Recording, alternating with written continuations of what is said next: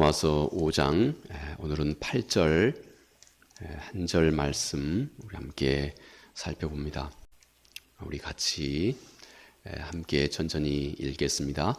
우리가 아직 죄인 됐을 때 그리스도께서 우리를 위하여 죽으심으로 하나님께서 우리에 대한 자기의 사랑을 확증하셨느니라. 아멘. 우리 지난 시간에서부터 우리가 우리 인간이 가지고 있는 근원적인 목마름, 모든 사람들이 가지고 있는 매우 근본적이고 근원적인 우리 인간의 그 질문, 내면에서 우리의 진실을 담아 늘 우리에게 묻고 있는 질문이 무엇인가 하는 점, 우리 지난 시간부터 함께 우리가 살펴보고 있습니다.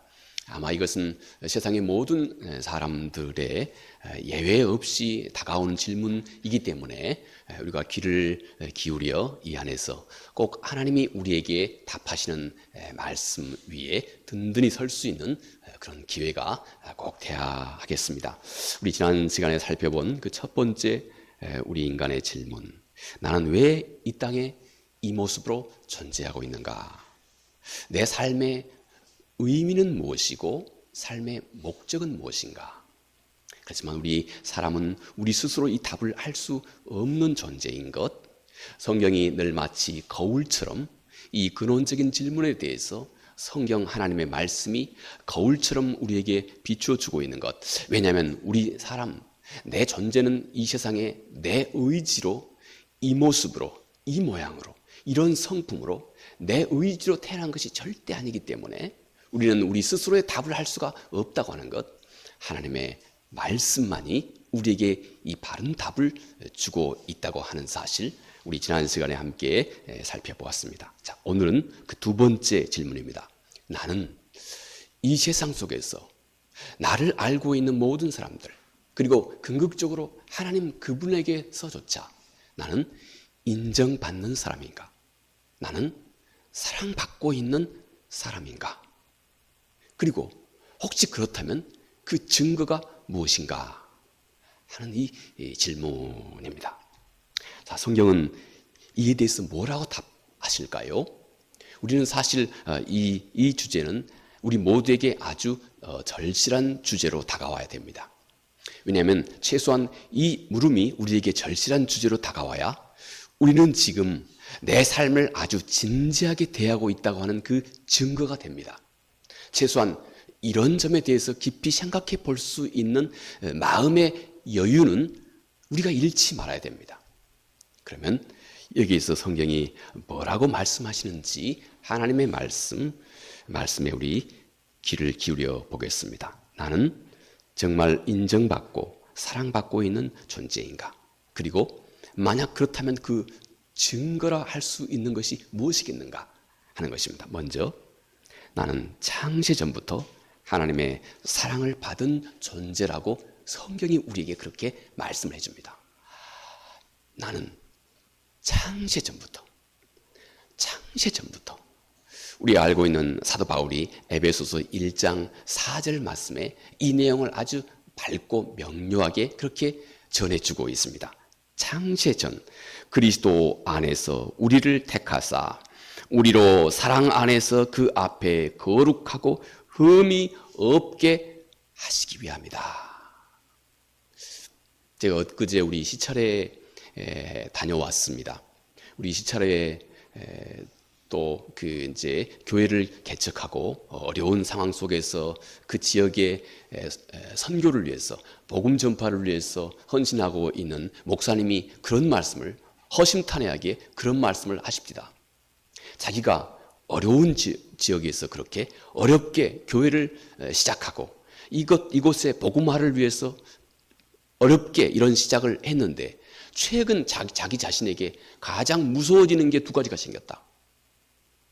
죄송합니다만 그분 얘기를 그대로 담아보겠습니다.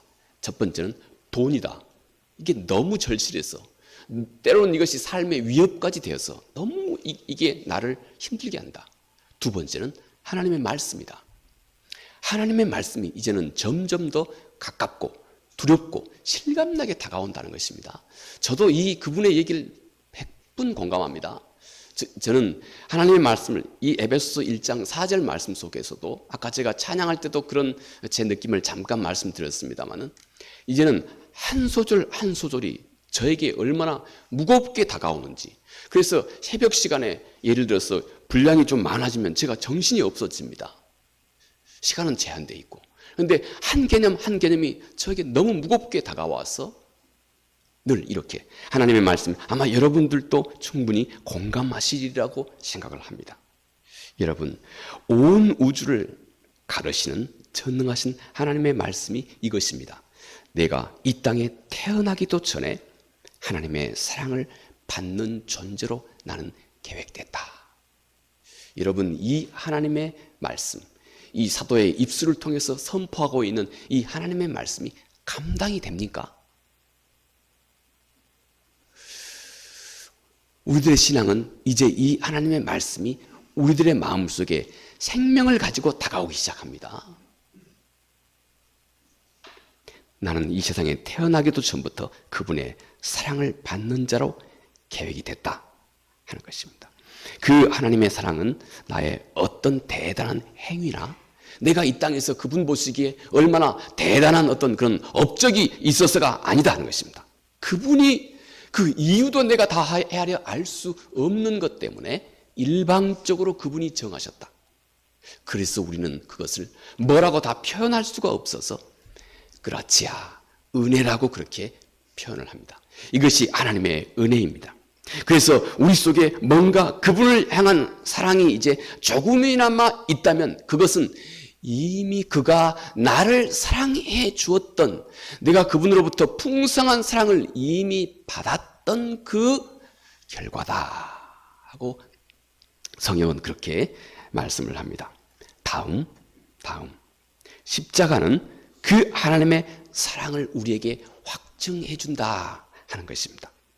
오늘 우리가 함께 읽었던 말씀이죠. 우리가 아직 죄인 되었을 때 그리스도께서 우리를 위하여 죽으심으로 하나님께서 우리에 대한 자기의 사랑을 확증하셨느니라. 네. 하나님은 예수 그리스도의 십자가를 통해서 나를 향한 그 하나님의 사랑의 질이 무엇인지, 그 하나님의 사랑의 질, 그게 무엇인지를 십자가를 통해서 하나님께서 밝히 드러내 주셨다 하는 것입니다. 우리가 아직 죄인 되었을 때라고 하는 말이 무슨 말씀입니까? 하나님의 그 거룩하심 앞에 내가 마구 죄를 지었을 때라는 것입니다. 여러분, 내가 하나님 앞에서 죄를 지었다고 하는 것은 하나님 그분이 이 땅에서 내가 어찌 살아야 너도 기쁘고 하나님도 기쁘다 하고 주신 것이 하나님의 말씀입니다. 그런데 우리가 죄인 되었을 때라고 하는 것은 그 하나님의 뜻을 대놓고 거부해버렸다는 것입니다. 그래서 그 하나님을 면전에서 모독해버렸다는 것입니다. 얼마나 불쾌하겠습니까?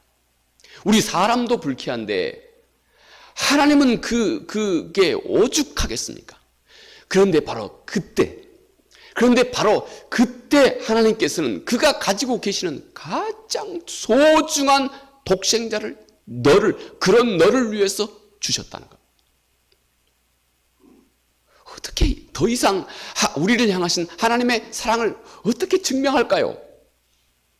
우리는 이 말씀에 좀 귀를 기울여야 합니다. 왜냐하면 이 말씀은 우리에게 점점 더 큰 능력으로 다가올 것이기 때문에 그렇습니다. 우리가 언젠가 하나님 그분 앞에 서게 되면 이런 말씀 하나하나가 우리 속에 가장 큰 진리로 자리하게 됩니다.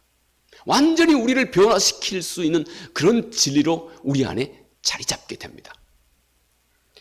이렇게 십자가가 우리를 향하신 하나님의 그 사랑을 증거해 주셨다는 겁니다. 나는 과연 사랑을 받고 있는 존재인가? 어쩌면 궁극적으로 나는 정말 하나님 앞에 내가 인정받고 사랑을 받고 있는 존재인가? 여러분 혹시 그런 생각이 드실 때가 있었습니까? 그때부터는 거두절미하고 너를 위해 독생자를 아끼지 않고 내어주셨던 그 하나님, 십자가에서 예수 그리스도, 너를 위해서 가장 소중한 그의 생명을 주저함 없이 내어주셨던 그 그리스도, 십자가의 그리스도를 생각하라 하는 것입니다. 사도 바울이 이렇게 말씀합니다. 고린도후서 5장 21절에 제가 늘 즐겨 인용하는 말씀이기도 합니다. 하나님이 죄를 알지도 못하신 이를 우리를 대신하여 죄로 삼으신 것은 우리로 하여금 그 안에서 하나님의 의가 되게 하려 하심이라. 여러분, 우리가 언제 내가 스스로 자원하여서 그분의 의가 되고자 기꺼이 나를 그분의 말씀 앞에 순종하는 자가 될까요? 이 일처럼 어려운 일이 없습니다. 그런데 어느 순간부터 내가 기꺼이, 절대 우리 인간이 하나님의 말씀을 순종하는 것은 강압해서, 억압해서, 율법의 힘으로는 불가능합니다. 내가 내 안에서 스스로 자원해서 그분의 의의 길을 택해갈 때 우리는 그분이 보시기에 합당할 정도의 의로움을 우리가 비로소 행할 수가 있게 됩니다. 그런데 하나님께서 나로 그런 사람으로 만들기 위해서 사도가 이렇게 설명합니다. 하나님이, 누가요? 하나님이 죄를 알지도 못하시니, 우리는 죄를 알고 있습니다. 그래서 그 죄에 대해서 내가 어떤 그 모욕감을, 우리도 내가 죄를 지었을 때 어떤 그 모욕감을, 우리 안에 있는 어떤 하나님이 우리에게 부여하신 그분의 모양과 형상이 내 안에서 모욕을 당하는 어떤 그 모독감을 우리 모두도 다 우리 양심을 통해서 다 겪고 있습니다. 그런데 우리는 늘 그래도 죄를 경험했기 때문에 그런 모욕감에 대해서 좀 익숙합니다. 그런데 죄를 한 번도 경험해 보지 않는 분, 그분이 죄에 대한 가지고 있는 모독감은 얼마나 클까요? 깨끗하게만 살아오신 그분이, 그리고는 그분을 죄인이라고 낙인 찍을 뿐만 아니라 그분이 죄 자체가 되게 해버렸다. 그것은 이런 예가 제일 좋아요. 이 이야기에 그분을 더러운 수렁에 풍덩 빠쳤습니다. 더러운 수렁에 풍덩 잡아 넣었습니다. 더러운 물로 그분을 다 뒤집어 쓰게 한 다음에 결국은 그분을 더러운 물 자체가 되게 해버렸다. 더 이상 어떻게 표현할 수 있겠습니까? 사도가 고린도후서 5장 21절에 예수 그리스도와 하나님이 우리를 의로운 자가 되기 위해서 그분이 감당하셨던 일에 대해서 이렇게 설명하고 있는 겁니다. 그러니 이제는 너는 그런 그분의 희생과 그리고 그런 그분의 사랑을 받고 이 세상에 창세 전부터 구원하기로 계획되어 있는 자였으니 너는 이 세상이 너를 인정하든 말든 이제 그 점에 대해서는 좀 초연하고 하나님의 사랑과 인정을 받았다고 하는 이 진리 위에 너는 너의 마음을 지금부터 견고하게 세우라 하는 것입니다. 사람은 누구나 다 그런 것이 있는 것 같아요. 저도 있거든요. 나름대로 어떤 컴플렉스가 있습니다. 누구나 다 있는 것 같아요. 아마 모든 사람이 다 있을 것이에요. 혹시 그런 것들이 있으면 나 혼자만 있다 생각하지 마십시오. 그러면 우리는 참 세상을 잘 모르고 있는 겁니다. 나 옆에 있는 저 사람도 다 그런 아픔을 겪고 있습니다. 그로 인해서 우리 사람은 언뜻 내 삶이 이 세상 속에서 전능자에게 인정받고 있는 삶인가? 누군가에게 사랑을 받고 있는 삶인가? 가까운 내 가족이라서 내 아내에게, 내 남편에게더라도, 내 자녀들에게도 내가 인정받고 있는 사람인가? 아주 중요한 주제이지요. 그러나 여러분, 거기에 대해서 내가 다소라도 회의적인 생각이 들 때마다 이 사실을 기억하십시오. 먼저 하나님을 기억하십시오. 나는 하나님께 진정으로 인정받고 사랑받는 존재였다고 하는 사실 말입니다. 이사야 43장 4절에 이렇게 말합니다. 너는 내 눈에 보배롭고 존귀하며 내가 너를 사랑하였다. 옛날 사람도, 이사야 선지자가 살던 사람도 우리 인간의 모든 육체 중에 가장 중요한 존재라고 하는 것을 다 알고 있었습니다. 그래서 우리 눈은 그 눈 안에 우리 눈알을 정결하기 위해서 하루에 15,000번 정도가 가까운 정도인가? 예, 깜빡거린답니다. 이토록 민감한 부분이에요. 그런데 하나님은 우리를 너는 내 눈에 보배로 붙고 존귀한 자가 되었다. 참다운 신앙생활이 시작되면서 우리가 중요하게 여기고 여러분과 내가 꼭 훈련해야 할 것이 한 가지 있습니다. 세상의 평가보다는 더 근본적으로 하나님이 나를 인정하시는 것, 이것으로 우리의 의식의 기초를 든든히 세우는 일입니다. 세상이 많이 우리를 흔들어요. 그런데 가장 중요한 것, 우리가 꼭 신앙생활에서 잘 연단해야 하고 나에게 훈련해야 할 것이 한 가지 있습니다. 세상 사람들의 인정보다 하나님이 나를 어떻게 인정하시는지에 대해서 우리 마음의 비중을 더 크게 두는 훈련입니다. 우리 그리스도인들이 꼭 터득해야 할 아주 소중한 신앙의 내용입니다. 하나님께서 세상이 나를 어떻게 평가하는 것, 물론 이것도 중요하지요. 또 그것을 위해서 노력하는 것도 좋고 중요한 일입니다. 그러나 궁극적으로 하나님이 나를 뭐라고 하시는지에 대해서 더 귀를 기울이고, 그리고 이 말씀에 우리의 마음의 무게추를 더 두는 일입니다. 하나님의 말씀에 내 참다운 가치를 발견하고, 그리고 이제는 그 사실로 이 세상에서 당당해지라 하는 것입니다. 사도 바울이 이렇게 말합니다. 이제는 내가 사람들에게 좋게 하랴 하나님께 좋게 하랴. 나는 궁극적으로 하나님 그분 앞에 항상 무엇보다도 그분 앞에 서 있다는 것입니다. 자, 그런데 성경이 우리에게 증거하고 있는 이 진리는 단순히 하나님이 우리를 사랑하신다 하는 이 말씀만 우리에게 알리고자 하는 것이 아닙니다. 그토록 중요하지만, 그런데 성경이 우리에게 얘기해 주고 있는 바는 단순히 하나님께서 나를 사랑하신다 하는 것, 이 사실만 알리자고 하는 것이 아니다는 것입니다. 우리가 하나님을 대하고 다른 사람을 대하는 우리들의 방식을 완전히 바꿔버리자는 데 있는 것입니다. 그리고 그런 능력을 행할 수 있는 우리 인간의 마음 중심에 서 있는 그 힘의 원천이 사랑이라고 하는 것입니다. 사랑. 그래서 사랑은 항상 힘이 있습니다. 사랑하는 사람은 역동적이에요. 움직입니다. 그 안에 어떤 변화를 점점 처음은 작지만 그 안에 어떤 변화를 점점 가져오는 그런 어떤 늘 살아있고 역동적인 그 능력의 실체, 이것이 항상 사랑이 만들어내고 있는 것입니다. 내가 하나님의 사랑을 정말로 받고 있다면, 그래서 내 삶은 내 안에서 어떤 풍성한 증거를 스스로 드러내기 시작합니다. 이 말은 쉽게 이렇게 다시 질문해 볼 수 있습니다. 내가 주님이 가르치는 대로, 성경이 나에게 가르치는 대로, 혹은 더 궁극적으로 내가 우리 주님처럼 사랑한다면 내 삶은 어떻게 바꿔질까 하는 이 질문으로 바꿔볼 수 있습니다.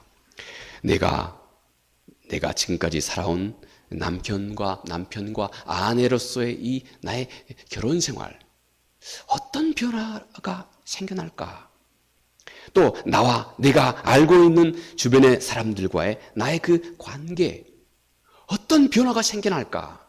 또 나와 이 사랑하는 자녀들, 또 이 모든 관계 속에 나와 가까운 이웃들, 이 사이에 어떤 변화가, 사랑이 있다면 사랑 자체는 살아있고 움직이는 것이기 때문에 그 자체가 스스로 살아있는 증거를 드러내는데, 그 사랑이 나에게 있다면 내가 그동안 소중하게 가져오고 있는 나와 내 주변의 모든 사람들과의 이 관계 속에서 어떤 변화를 가져오게 될까 하는 것입니다. 여러분, 신기하게 하나님의 사랑을 받고 있는 사람은 자기도 사랑하는 사람이 돼가기 시작합니다. 다시요. 하나님의 사랑을 받고 있는 사람은 자기 자신도 사랑하는 사람이 돼가기 시작하는 것입니다. 어떻게 사랑하는 사람이 돼가기 시작할까요? 먼저는 사랑은 받은 그 사랑으로 이웃을 사랑하기로 굳세게 선택하고 결단하는 것입니다. 여러분, 이것이 성경이 말하고 있는 진짜 사랑의 모습입니다. 여러분, 우리 늘 생각할 때 사랑 이렇게 말하면 먼저 우리는 감정적인 어떤 것을 먼저 떠올리게 되지요. 그래서 우리는 많은 경우 사랑은 감정적인 문제가 우선이다 하는 생각을 합니다. 그런데요, 성경이 우리에게 가르쳐 주고 있는 사랑은, 또 하나님이 우리에게 주신 그 사랑은 이 감정적인 것보다 더 근본적인 것이 있다 하는 것입니다. 의지의 문제에 가깝다는 것입니다. 여러분, 성경이 우리에게 말씀하고 있는 사랑은 매일매일, 물론 그것도 내가 기쁘고 즐겁게, 매일매일 기쁘고 즐겁게 나의 선택적인 그 결심의 산물이다 하는 것입니다. 이것이 성경이 우리에게 말해주고 있는 우리가 하나님으로부터 받은 사랑이고, 우리가 이 땅에서 꼭 이해하고 행해야 할 사랑이라고 가르쳐주고 있는 것입니다. 우리 성경에서 사도가 고린도전서 13장 4절부터 7절 사이에 이 사랑을 아주 잘 설명해 주고 있습니다. 제가 읽겠습니다. 사랑은 오래 참고, 사랑은 온유하며, 사랑은 시기하지 아니하며, 사랑은 자랑하지 아니하며, 교만하지 아니하며, 무례히 행치 아니하며, 자기의 유익을 구하지 아니하며, 성내지 아니하며, 악한 것을 생각하지 아니하며, 불의를 기뻐하지 아니하며, 진리와 함께 기뻐하고, 모든 것을 참으며, 모든 것을 믿으며, 모든 것을 바라며, 모든 것을 견디느니라. 여러분, 여기서 설명하고 있는, 성경이 증거해주고 있는 사랑은 우리가 보자마자 마음이 울렁울렁하고 이렇게 감정적인 어떤 이런 것에 그 방점이 있는 것이 아닙니다. 성경이 우리에게 전해주고 있는 사랑은 그 순간에 하나님으로 인하여서 우리가 항상 그분이 기뻐하신 뜻을 내가 선택적으로 결단하는 것. 이게 성경이 우리에게, 물론 그것도 기쁘게 차원에서 하나님이 기뻐하시는 것을 내가 선택적으로 결단하는 것. 이것이 성경이 말하고 있는 바로 그 사랑의 진면목인 것입니다. 여러분, 다른 사람이 나를 잘 대하면 나도 그 사람에게 잘 대하는 일은 어렵지가 않습니다. 그 사람에게 호의적인 태도를 내가 똑같이 취하는 것 절대 어려운 것이 아닙니다. 그것은 누구나 다 할 수 있습니다. 그런데 성경이 말씀하고 있는 이 사랑, 우리가 꼭 담고 행할 수 있도록 가르쳐주고 있는 이 사랑은 어려울 때에도 그를 이해하고, 어려울 때도 그에게 똑같이 호의적인 태도를 내가 결단하는 것입니다.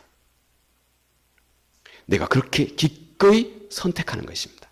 이것이 성경이 말하고 있는 진정한 사랑의 모습입니다. 죄인 되어서 자격도 없고, 또 가장 내가 하나님 그분 앞에 적대적일 때 하나님께서 나를 택하시고 사랑하시고 모든 것을 다 내어주셨다는 것입니다. 이 말씀이 사도가 오늘 우리가 함께 읽었던, 우리가 죄인 되었을 때라고 사도가 설명하고 있는 이 말씀입니다. 여러분, 우리 함께 그동안 지나왔던 우리들의 결혼 생활, 그리고 우리와 우리 사랑하는 자녀들과의 이 관계, 또 이제 점점 아이들이 자라나면서 또 우리의 자녀뿐만 아니라 또 우리가 주변 사람들과 함께 어우러져서 맺고 있는 이웃과의 이 관계, 성경은 이 모든 관계 속에 곧 이런 사랑을 실천하라 이렇게 말씀하고 있는 것입니다. 때로 정말 마음에 안 들 때 상대방이 먼저 변하기를 바라지 말라 하는 것입니다. 내가 먼저 그의 편에 서서 그를 이해하고자 하는 마음을 품으라는 것입니다. 내가 먼저 호의적인 그런 태도를 취하기로 결심하라는 것입니다. 때로는 너의 감정이 너의 그런 의지를 따라오지 못한다 할지라도 썩 내키지 않는다 할지라도 내가 먼저 다가가서 따뜻한 위로의 말을 내가 먼저 하도록 그렇게 선택하고 그렇게 결정하고 결단하라는 것입니다. 처음은 어색해도 곧 관계의 변화가 생겨나게 되고 성경은 바로 이것이 하나님이 우리에게 드러내주고 계시는 사랑의 모습이라고 성경이 우리에게 일러주고 있습니다. 사랑은 이렇게 감정적인 것보다 우리들의 선한 선택의 의지적인 그 결단, 이것에 가까운 것입니다. 또 둘째로 사랑은 다른 사람을 진심으로 용서하는 사람이 되는 것입니다. 우리가 하나님으로부터 인정받고 하나님으로부터 사랑을 받고 있다고 하는 그 증거들이 무엇인가 하고 우리가 지금 살펴보고 있는 것입니다. 사랑이라고 하는 것은 아주 그 자체가 아주 역동적인 것이어서 내가 하나님의 사랑을 받고 있다면 그 증거가 나에게 나타나게 되는데 나도 하나님 그분처럼 점점 사랑하기 시작하고 두 번째 나는 아주 겸손한 사람이 돼가기 시작한다는 것입니다. 성경은 그것이 내가 자유를 누리는 길이라고 다른 사람을 용서하는 것이 내가 자유를 누리는 길이라고 말씀합니다. 여러분 용서하는 것 하나님이 우리에게 요구하시는 많은 하나님의 그 말씀 중에 아주 어려운 계명 중에 한 가지이기도 합니다. 아주 어렵습니다. 그런데 이 일은 우리에게 가장 큰 선물이기도 합니다. 사람은 많은 상처와 분노와 원망을 마음에 품고 있는 순간부터 사람은 그것의 노예가 됩니다. 원망을 품고 있으면, 상처를 품고 있으면 우리는 그것의 노예가 됩니다. 이것이 어떤 그 영적인 그런 메커니즘입니다. 우리 안에서 일어나고 있는 어떤 영적인 세계 속에서 일어나고 있는 일입니다. 노예가 됩니다.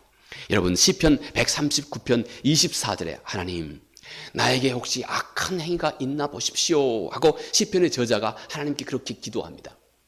그 악한 행위라고 하는 이 말에 이 원래 히브리 말은 이 오트세브라고 하는 히브리 말인데 이 말은 워십한다고 경배한다고 하는 말입니다. 곧 우상이 이 말에서 생겨났습니다. 여러분 우리 인간의 마음속에 내가 누군가로부터 상처를 받았다 하는 이 마음을 품기 시작하면 이런 피해의식을 갖기 시작하면 그것은 우리 마음속에 우상이 된다는 겁니다. 나를 얽어매는 겁니다. 우상이 된다고 하는 것은 지금부터 내가 행하는 모든 일 속에 이것이 살아서 영향을 미치기 시작한다는 것입니다. 노예가 되는 겁니다. 용서는 바로 이렇게 원망과 또 불평과 피해의식과 자책과 이 많은 것에서 내 마음이 올무화되는 것에서 나를 자유하게 해주는 것이 용서입니다. 그러니 이 일은 어려운 일이지만 귀중한 일이고 하나님이 우리 모두에게 주신 하나님의 자녀들에게 주신 선물이 됩니다. 우리 주님께서는 가장 중요한 어떻게 보면 가장 표준이 되는 기도를 마태복음 6장에서 우리 주님께서 9절에서 13절 사이에 주께서 가르쳐 주었죠. 우리가 주기도문이라고 말하죠. 그런데 이 주기도문 속에 들어가 있는 내용 중에 한 가지를 더 반복해서 주님이 다시 강조한 내용이 있었습니다. 그게 용서였습니다.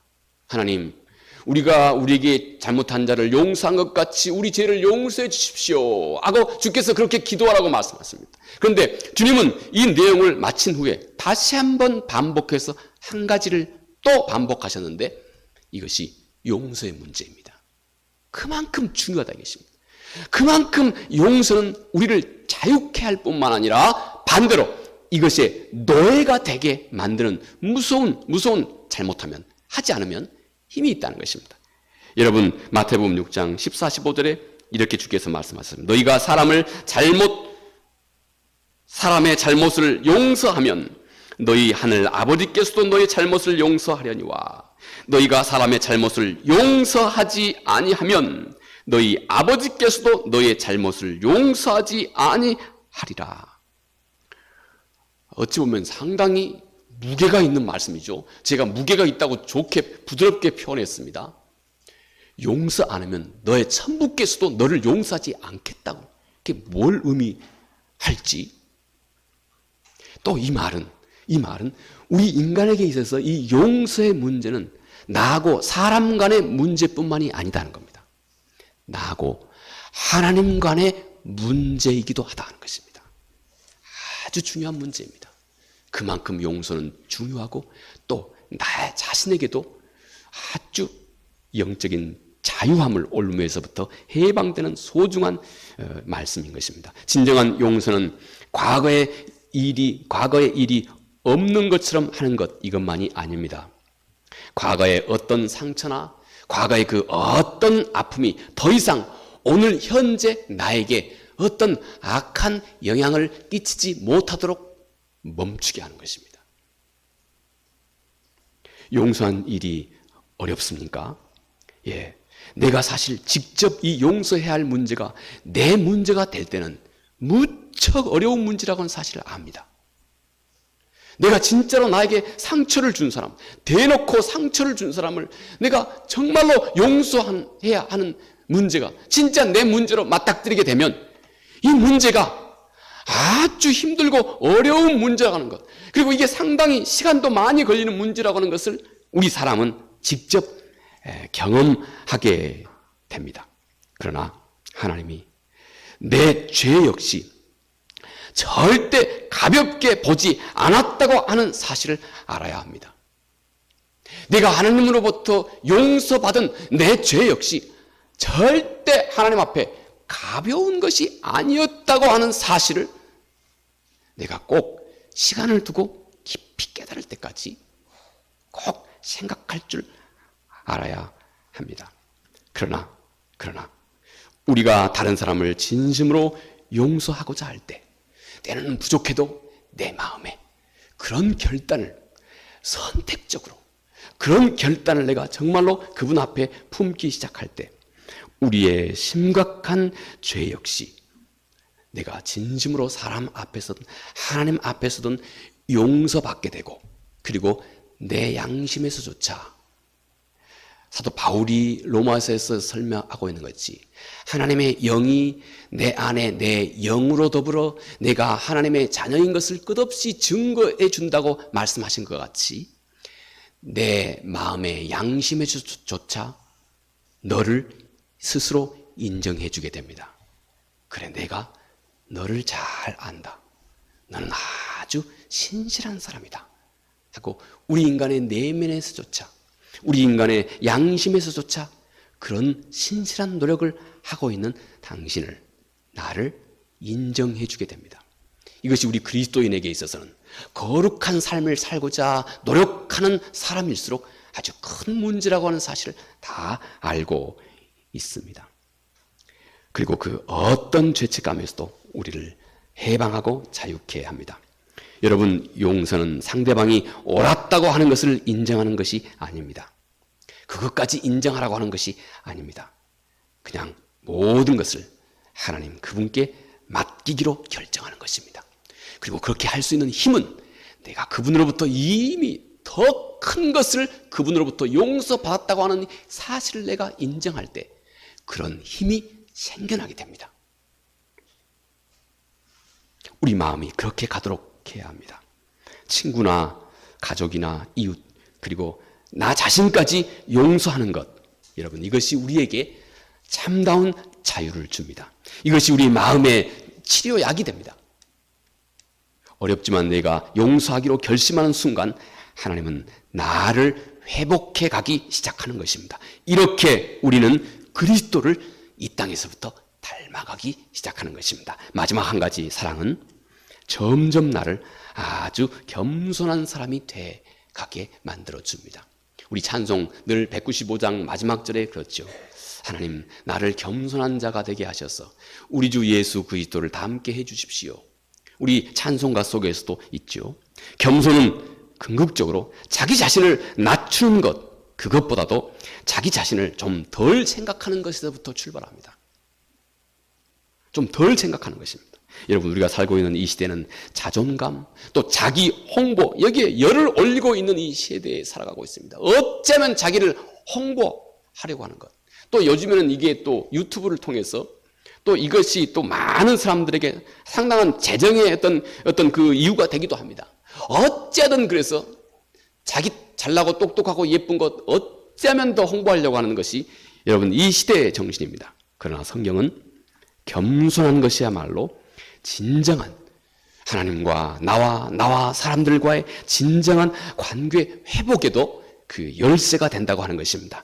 우리가 아는 것처럼 사도가 빌립보서 2장 3절 4절에 이렇게 말합니다. 아무 일이든지 다툼이나 허영으로 하지 말고 오직 겸손한 마음으로 각각 자기보다 남을 낮게 여기고 각각 자기 일을 돌볼 뿐더러 또한 각각 다른 사람의 일을 돌보아 나의 기쁨을 충만하게 하라.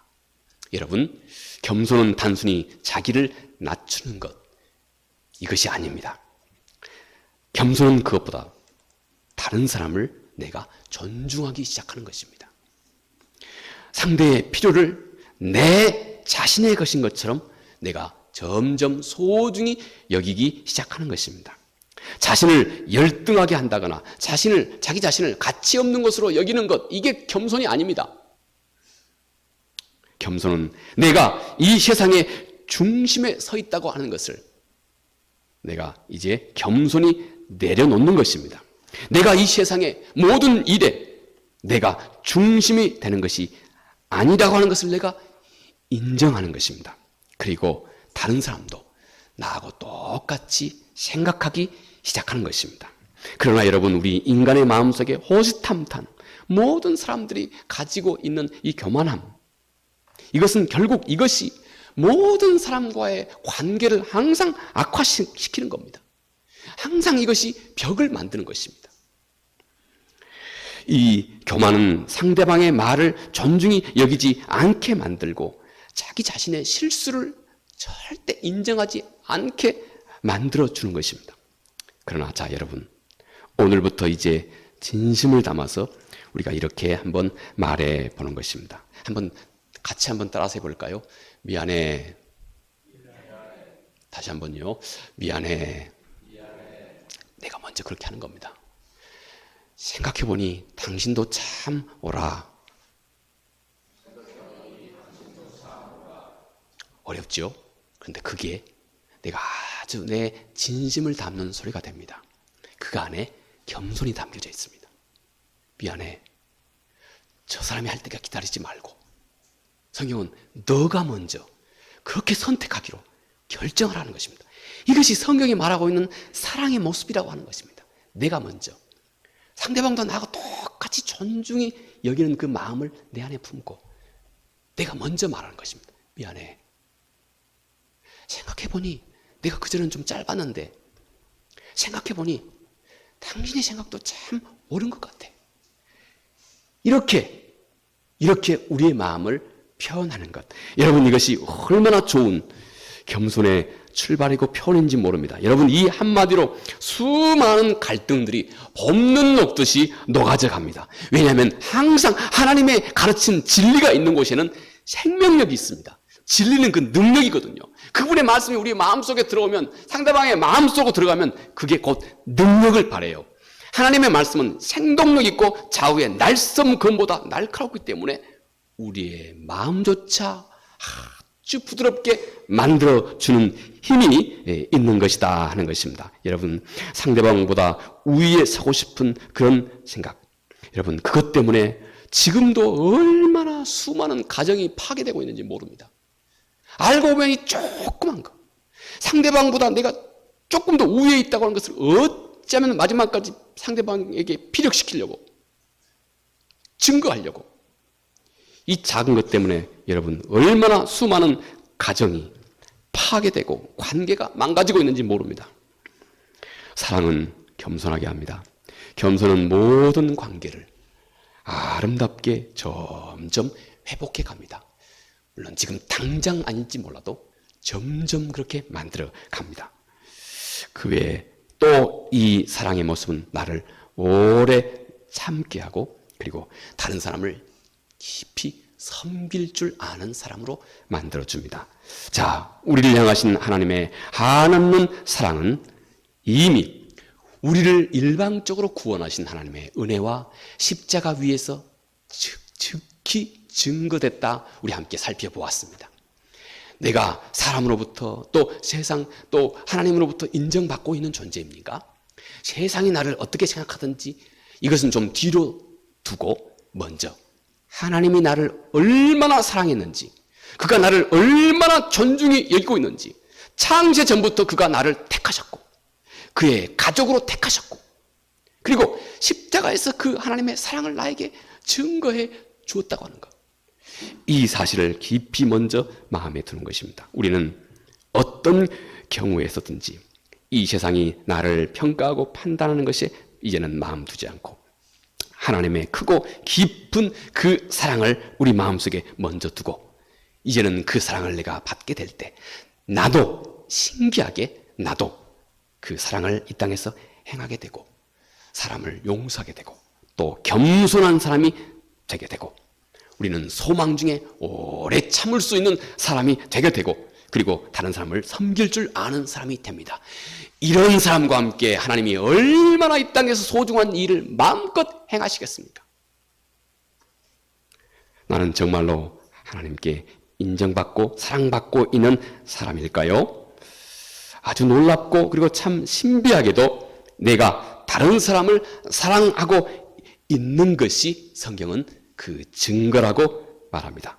혹시 필요하시면 여러분들이 누가복음 7장 36절부터 50절 이 사이를 한번 꼭 읽어보십시오. 이 신비한 이치를 주님이 말씀하고 있기 때문에 그렇습니다. 여러분, 이 은혜가 우리 모두에게 더욱 넘쳐나시기 바라겠습니다. 은혜로우신 아버지 하나님 고맙고 감사합니다. 하나님을 아는 사람도 또 하나님을 알지 못하는 사람도 세상에 많은 사람들이 가지고 있는 매우 궁금한 한 가지 질문, 나는 인정받고 있는 사람인가? 내 삶은 인정받는 삶이었는가? 나는 누군가에게 또 이 세상에 그리고 전능자에게 나는 사랑받고 있는 존재이고 나는 인정받고 있는 존재인가? 오늘 그 답을 하나님의 말씀에서 함께 살펴보았습니다.